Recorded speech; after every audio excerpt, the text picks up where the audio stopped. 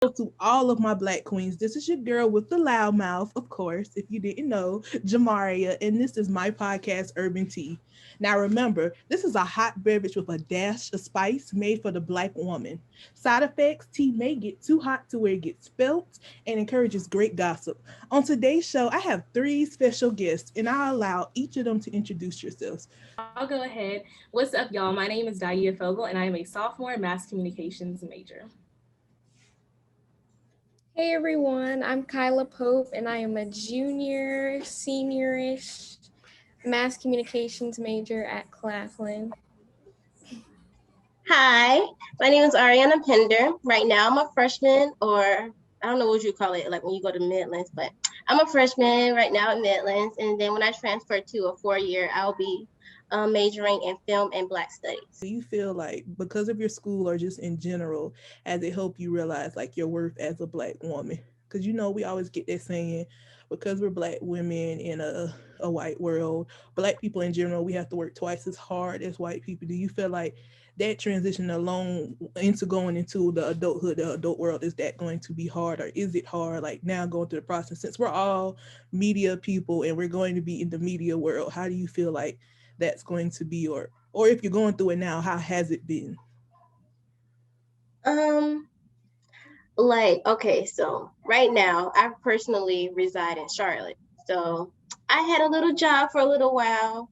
When I tell you that white lady was racist, I was like, mind you, I'm not even like on the melanated spectrum. I'm not the brownest or, person on there, but I was the like darkest person that worked there. So when I was there, like when I had box braids during the the interview process, it was fine. And as soon as I started wearing my natural hair, that's when all the problems started happening.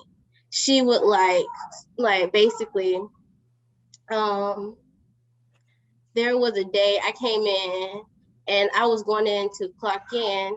Her and an assistant manager jumped. I'm like, oh, I thought that someone was going behind the counter to take something. Then there was a situation where it was like they would like pick on me. So like I could be checking someone out and then they'd be trying to talk to me and have me deal with two people at one time. So I'm trying to deal with the customer, but the manager's talking to me. And then she gets an attitude because I guess she thought I was ignoring her. So it was just like, I started crying. Like I was getting emotional because I'm like, they made it seem like I had like an attitude. I'm like, I didn't even do anything. It's like, I feel like I was portrayed to be like this angry, mad Black woman when it's kind of like you're intentionally trying to put me in a position so you can fire me or so you can, put me in that box. And I didn't understand what I did. So it was just kind of like, I didn't understand like what was going on. So like for me, it's really interesting to see like, and I was like, I hate to be like this, but in my mind, I be expecting us not to live in that world no more. I'm like, we're in 2021. At this point, it shouldn't, I mean, in a perfect world, it shouldn't be a problem, but it still is. And the fact of like,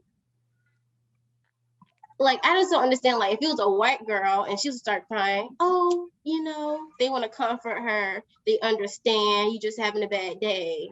But when it comes to Black girls, it's like, okay, you're not allowed to portray, emotions. And it's just really uncomfortable. And it was like, because I never experienced that before. So when it happened to me, all I could do was just cry. I would just say that I can't recall having like a specific situation where I encountered like heavy racism from one individual.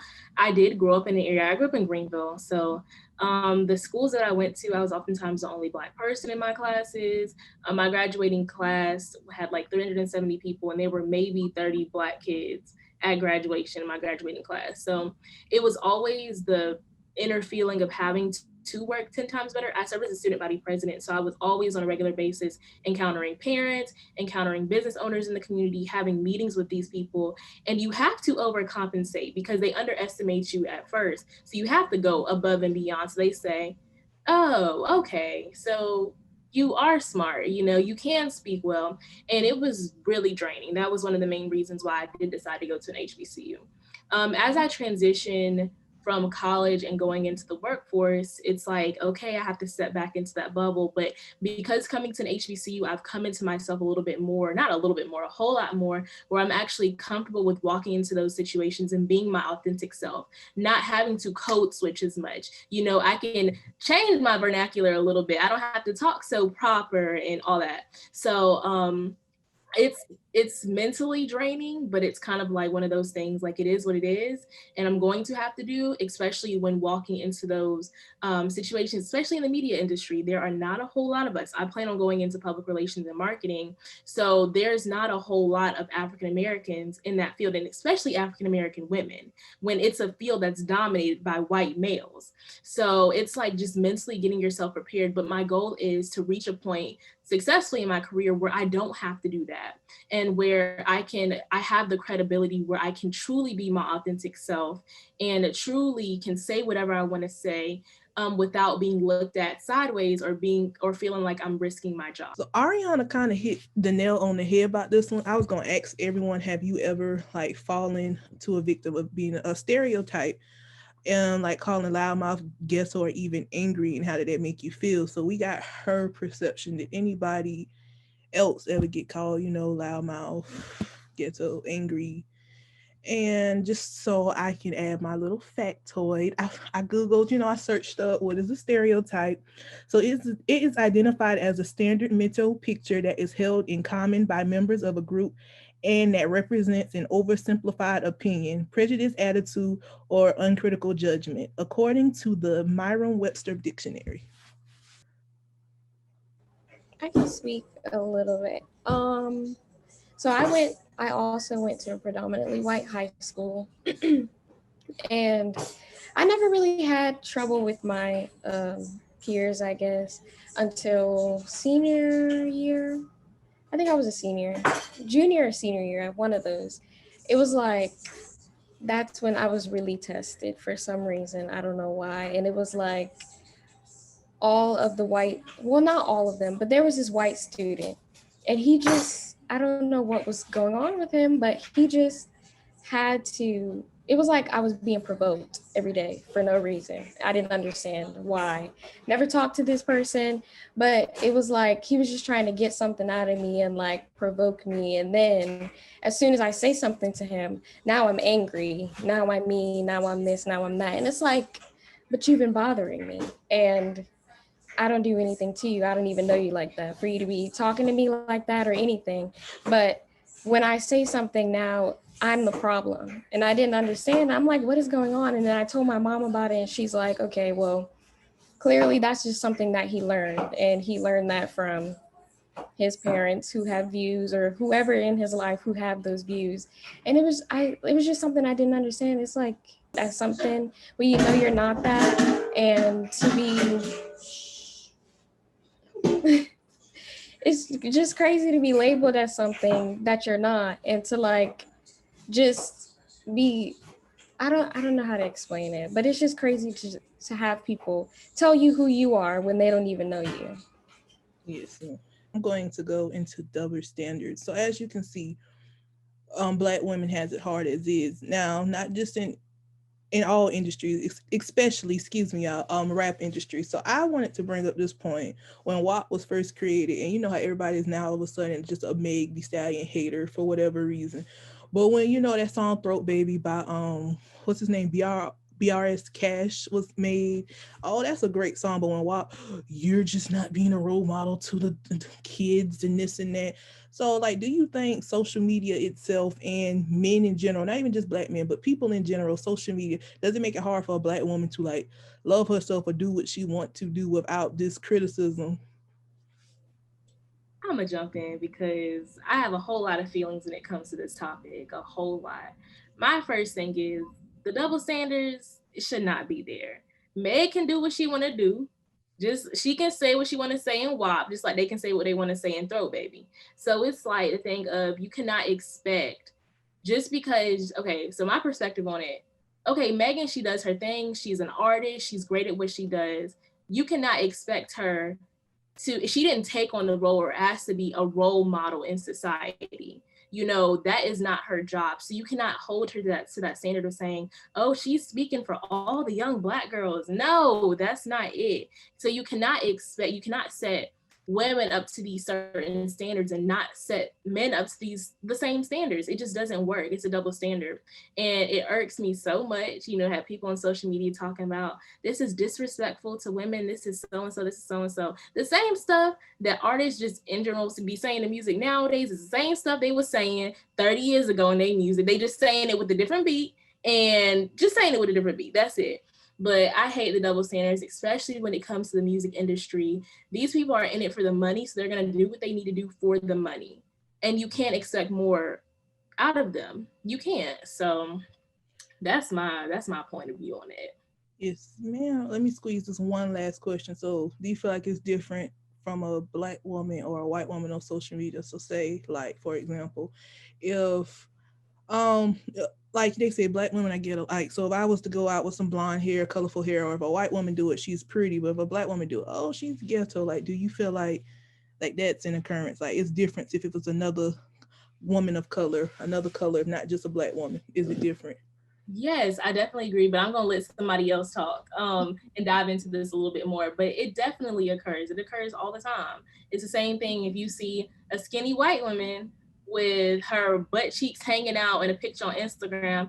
Oh, she looks good, but a Black woman does it. Oh, she's a so-and-so, you know? Yeah. But I'm going to let one of my other sisters go ahead and go. Personally, I can kind of speak on firsthand. Like, when I went to college, last year, I had dyed my hair pink.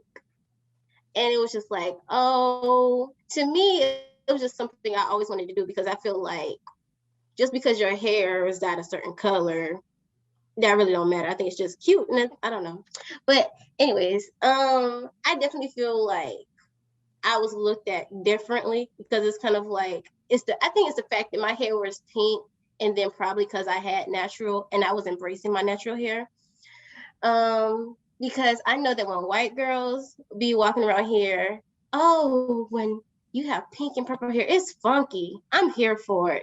But when we dye hair like, I guess like green or blue, and it's like, but that's kind of ratchet. And I don't understand where that double standard come from because we're both embracing ourselves through our hair. I just feel like we shouldn't allow hair to define who we are as a person, but yet that's a society that we live in.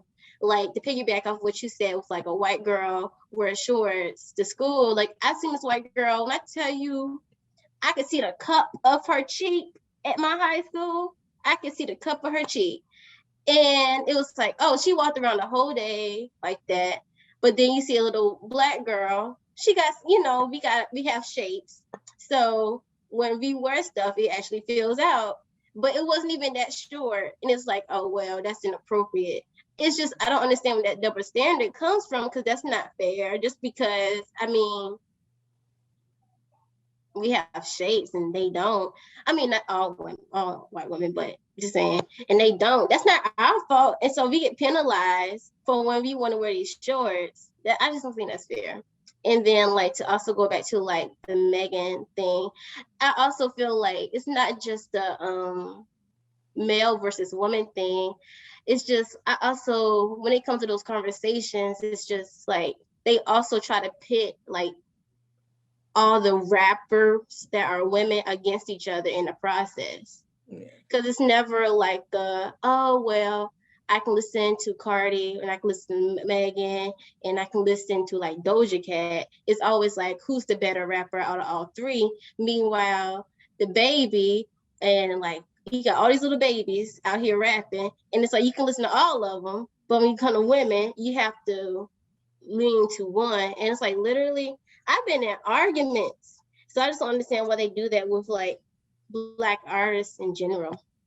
Yeah, so let me wrap this up. I just want y'all to say first hand, baby, dye your hair color whatever you want to, because I done had red, I done had purple. I'm gonna have the whole rainbow if I want to. A, B, Whether you the loudest, the ghettoest, I wouldn't say ghettoest, but if you the loudest, the ghettoest, the most confident woman ever, as a Black woman, do that, be that. Even if it makes them uncomfortable, do whatever you got to do. Like I said, honey, there are gonna be obstacles because we're Black women. But like I said, they close the door, we going through the window.